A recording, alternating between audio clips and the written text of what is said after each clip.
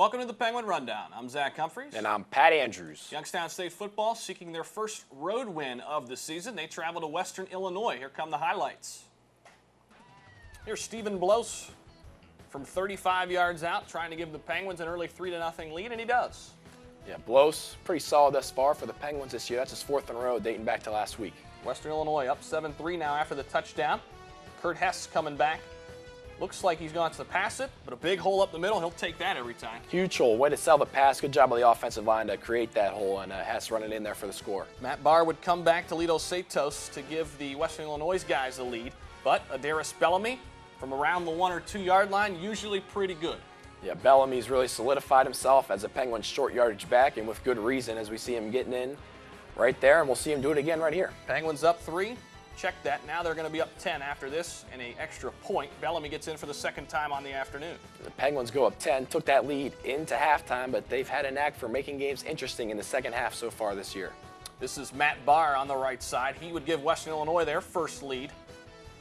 And that's just, Western Illinois, nice steady drive down the field. Barr finally able to punch in. Barr had a heck of a day for Western Illinois. Penguins trailed by 3. They give it to Jermaine Cook. Another big hole. That offensive line's doing a great job this year for running the football. Yeah, there's a reason Youngstown State's been running the ball so successfully. It's not because of those backs. Those linemen are creating huge holes for them, giving the Penguins a 4-point lead here. It looked like the Penguins might be able to hold on to this one for a road victory. Penguins up 38-34. Matt Barr would find Lito Santos over near the 10-yard line. Should be tackled right here. He slips it, and he almost goes out of bounds. Then a little shake here. Shakes off a few more tacklers and then dives into the end zone. How did he get into the end zone on that play? Youngstown State blitz, so the YSU secondary was kind of on their own to make the tackles individually, and just unfortunately no one was able to do it. Couldn't knock him out of bounds, couldn't bring him down. That's a nice individual effort, but the Penguins got to find a way to make that tackle. For the third week in the row, Youngstown State looked like they were going to come out on top. They dropped this one. 40-38 is your final, even with almost 500 yards of offense. Western Illinois goes to 5-2 overall, 3-1 in the conference. Youngstown State 3-4, 1-3 in the conference. Bellamy had 17 carries for 71 yards and 3 touchdowns. Jermaine Cook had most of those grabs.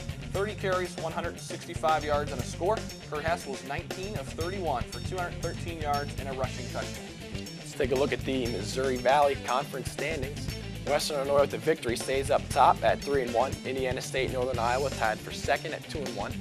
Illinois State sitting there alone at fourth at 3-2. Southern Illinois, South Dakota State both at 2-2.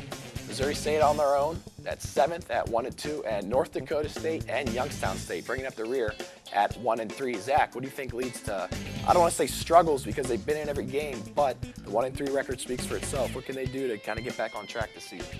Well, they've had a lot of success as far as offensively. The biggest thing is they haven't been able to stop anyone, really. They're giving up too many points, and really late in games, you got to be able to stop somebody to get that offense back, and then they may be able to run the clock out with that good offensive running game. Yeah, Youngstown State's a very good team, but there's a difference between being good and great. A great team pulls out these 3 victories the past couple weeks. They've been unable to do so, but they're very close, as you can see with how close other games have been. Yeah, not very many times as a 3-4 football team could very easily be 6-1, and that's where the Penguins are at. Yep, exactly. Just never know what'll happen with them. Volleyball team's also in action this past weekend on Saturday. Hosted the University of Illinois Chicago here in the Beagley Center. No highlights from the action, but we do have a box score for you. Youngstown State dropping this one, Illinois Chicago, 3-1. The loss drops them to 2-20 on the year, 0-9 in the Horizon League. Illinois Chicago bumps themselves up to 10-12, 5-5 in the conference. 25-23, 20-25, 26-24, 25-17 were the scores per set for you. Haley Kapfer filled up the stat sheet for the Penguins. 18 kills, 7 blocks, and 5 digs. Soublier with 45 assists for the Penguins. Hundelt and Reed both chipping in. 13 kills for Hundelt, and Tasha Reed adding 10 of her own. Youngstown State swimming and diving hosted their first meet of the season. They took on Butler and won in dramatic fashion, big time. 122-77 was the final. Nashani Sicilian finished first in the 50 and 100-yard freestyle for the Gwins. And the Penguins cross-country teams were also in action this past weekend. Eric Roop ran the 8K in under 26 minutes, the first Penguin to do so this year. And Samantha Roberts led the way for the women, finishing 6 out of 177 competitors. She ran the 6K in 22 minutes and 13 seconds to lead the Penguin women. And just a reminder, golf wrap-up, they will be playing today and tomorrow with the women and men at the Dayton Invitational. So almost fall sports coming to an end. Spring sports coming right around the corner. Yep. We got, as you said, swimming and diving already starting. We'll have basketball here in a couple weeks. A lot to look forward to here at Youngstown State. Let's take a look at the Penguin preview. As you can see, October 22nd, soccer team will be at Butler. That is a 4 p.m. start. Also on the 22nd, volleyball will be at Milwaukee. That is an 8 p.m. start. October 23rd at 1, swimming and diving will take on Niagara.